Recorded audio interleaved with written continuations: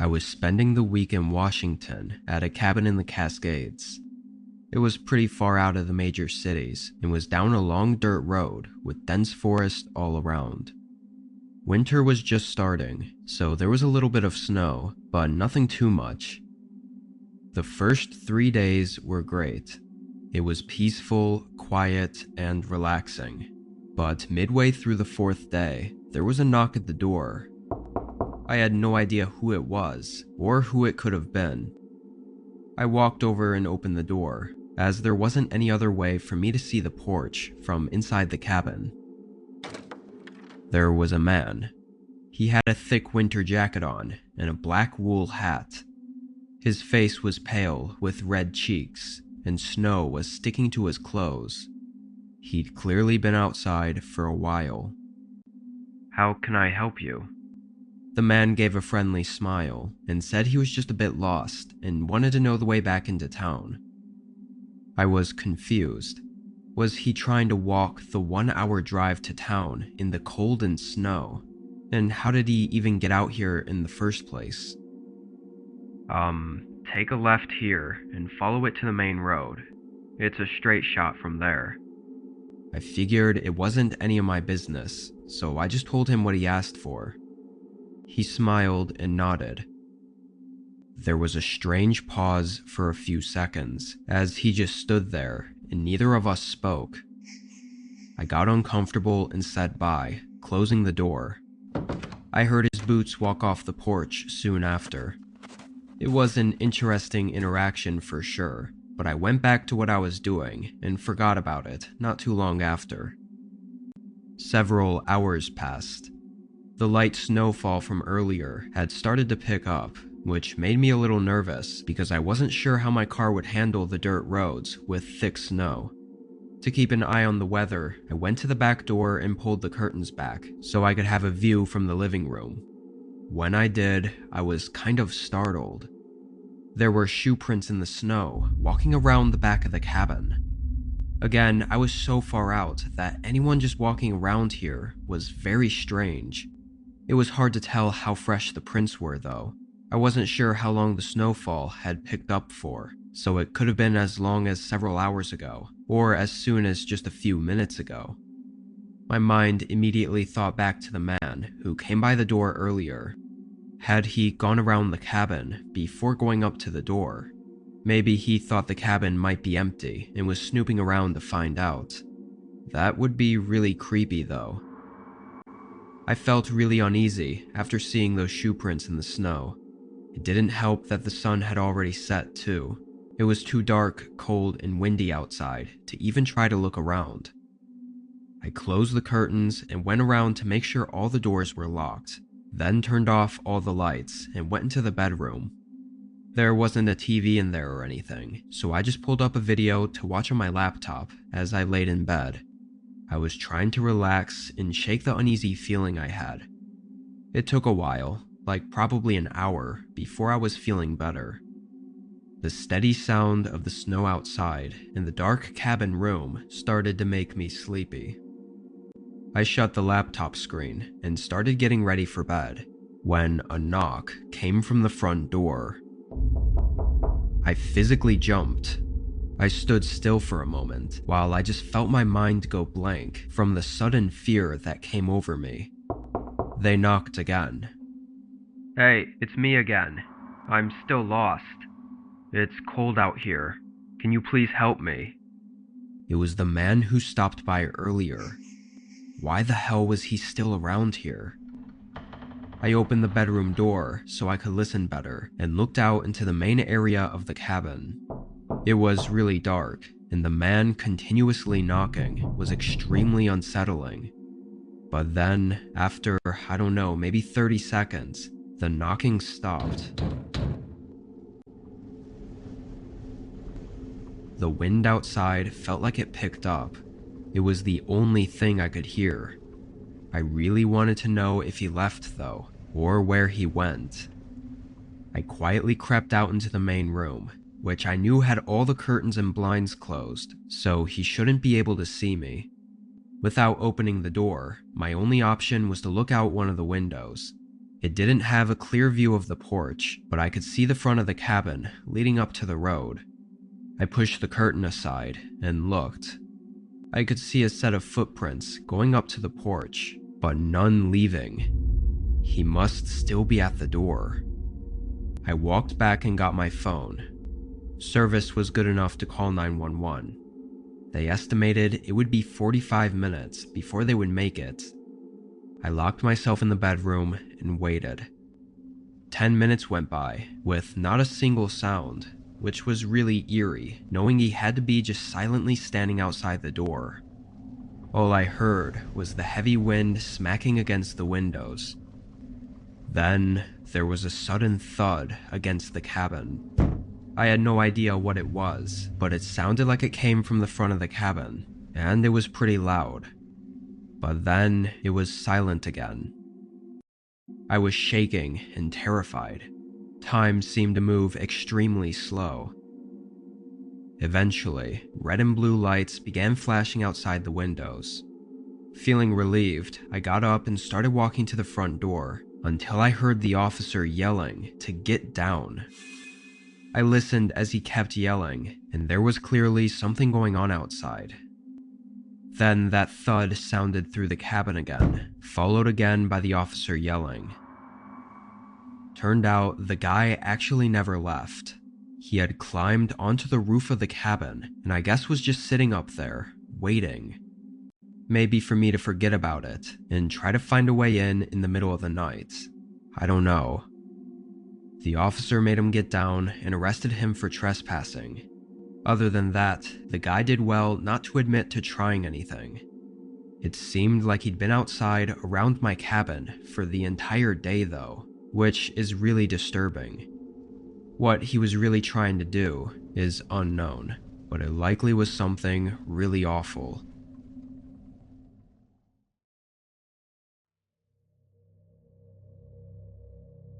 I work at a 24/7 ice cream shop. It's a really small place, like one room that maybe 10 customers could stand in at a time. The place was actually pretty popular in our small town though. It was a common hangout spot for high schoolers because the parking lot was pretty big and had unoccupied or abandoned shops next to it. It was like a strip mall, except only the ice cream shop was still open. Usually the crowds were gone by 10 though, and it would just be the occasional group of kids stopping by in the middle of the night.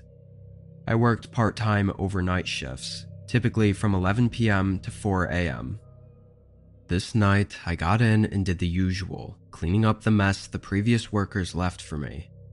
It only took about 30 minutes, so after that, I just sat back and waited. Around 1 a.m., a group of teens came in, but other than that, it was dead. Halfway through my shift, I got so bored that I decided to do some extra cleaning up around the back. I tossed a bunch of garbage out and headed outside to toss it into the dumpster. The dumpster was actually in the front of the shop, kind of on the side of the big parking lot, near the other abandoned shops. I walked over and tossed the trash in. The night was quiet, not even any cars out driving around. As I walked back though, I noticed a light flicker in one of the abandoned shops. I thought it had to be a reflection of a car passing by or something, but after looking at the road and again seeing no cars, I got really confused. Was I just seeing things? I walked slower, keeping my eyes on the front windows of the store and just waiting for something. Then it happened again. A light shined past the windows for only a few seconds. It looked kind of like someone shining a flashlight around, deep inside the back of the store. After that brief sighting though, it didn't happen again, so I really had no way to confirm anything. The only part that kind of shook me about this was that the light was in the abandoned building that was attached to the ice cream shop, so it was just on the other side of the wall where I worked. I reassured myself that if it was someone in there, it was probably just some kids exploring the empty building, completely harmless. There really wasn't much else to do aside from wait around for the rest of my shift. It was about 2 a.m. now. I leaned against the counter and just stared out the front windows, spacing out, when I heard something beside me. I looked at the wall, and it sounded again, against the other side of the wall. It was relatively quiet though. I only noticed it because the night was completely silent. I quickly connected the dots between the sound and the light I saw in that building and was 99% sure someone had broken into there. I thought about possibly calling the cops, just to let them know, but my train of thought was interrupted when a customer walked in. It was always strange when a single customer came in the middle of the night, like with no friends or anything, but this guy was even more odd. He was in his 40s, and he looked very unkempt. Long, untrimmed beard, greasy hair, and a tired look all over his face. As he walked up to the counter, his stench was almost unbearable. "Welcome in. What can I give for ya?" He looked at me, then at the display case, then back up at me. After a few seconds of him not saying anything, he smiled, backed up, and left out the door. I whispered, "What the hell?" under my breath, really creeped out by that encounter. It was insanely odd. That, along with whatever was going on in the empty building, was making this night really unnerving. I wasn't really sure what to do though, aside from just hope I was overthinking it and wait for my shift to end. To clear my head a bit and just have a break from it all, I decided to take my lunch. Usually I just sit in the back and eat, but I felt like getting some fresh air and getting out of that place. I grabbed my lunch bag and walked out to my car. I sat in there and ate while looking out the window. A few minutes passed. The night was still really quiet, and the light in the building was nowhere to be seen. Then I saw someone come around the corner of the shop, followed by another person. I recognized the jacket, being the same strange guy that came in only a few minutes ago. The other guy I hadn't seen before, but he had something in his hand. I was far away, but I was reasonably certain that it was a flashlight. I felt a lump in my throat as I watched the men go into the ice cream shop and start looking around. Not like customers looking for someone to take their order, but like angry men searching for their victim. I dialed 911. The men jumped over the counter and looked in the back room, coming back out 30 seconds later and running out of the shop. They didn't steal anything. They were definitely looking for me. They ran around the back of the building and disappeared. When cops got there, the men were gone. One of the abandoned stores had a door busted open though, so those men definitely had been in there. What they were doing is still unknown, however. It seemed like the one guy came into the shop just to see if I was alone, then went back to get his buddy, but by chance I happened to take my lunch in my car. If not, I don't know what would have happened. I live in a pretty old apartment. It was just cheap enough for me to live alone in it, so that was the only reason I lived there. It definitely had its issues though. Anyway, this was a regular night after getting out of work. It was late, but I'd actually gotten out of work 2 hours early, so I got home and heated up dinner, then sat on the couch to watch TV for the rest of the night. I was really tired already and wasn't planning on staying up late. The dim lighting and the soft TV only made me more sleepy. I think I was only home for an hour before calling in for the night. I turned off the TV, went to my bedroom, and fell asleep within 5 minutes. I didn't remember the weather being windy that night, and I only mentioned that because a few hours later, I woke up to a creaking sound. The building was old, so any light wind would often make it sway and cause these echoing creaks and rumbles through the walls. But again, I didn't think it was windy out. and the creak I thought I heard wasn't the same as it usually was. As all these thoughts ran through my head, the creaking started again, and it didn't stop. It was almost in this rhythmic pattern. One creak, followed by a second of silence, then another creak, again and again, sounding like it was from somewhere on the other side of my apartment. I got out of bed. My heart was pacing, but I still wasn't totally convinced that it wasn't the old building. I opened my bedroom door. There was a hallway that led down to the front door, and at the end on either side was the kitchen and living room. I looked down the hallway as I could now hear that the creaking was coming from the left side. It took me a moment, but I started to realize the sound was moving across the floor. And by the time I noticed it getting louder, I couldn't even react before seeing a figure suddenly appear at the end of the hallway. My entire body tensed up and froze, but the man didn't look down at me. They kept walking, slowly across the end of the hallway. They just stared ahead, never looking down the hallway. Adrenaline pumped through me, and I moved back around the corner into my room. I didn't close the door, scared of making a sound. The creaking continued through the kitchen. A few times they stopped, and it sounded like they opened and closed a few of the cabinets before walking again. My heart was racing even faster. How did he get in? And it had to be only a matter of time before he came walking down the hallway. Just as I was thinking this, I saw his shadow move toward the end of the hallway, but again, he walked past it.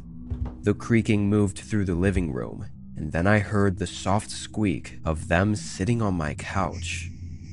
Everything about this made no sense, making it even more horrifying. I crept over to my bed and got my phone, then texted 911. I was still too scared to call and risk them hearing me. The next 3 or 4 minutes were just full of tension and anxiety, knowing this guy was just on the other side of my apartment, sitting on my couch, and could at any moment get up and walk into my room. But he never did.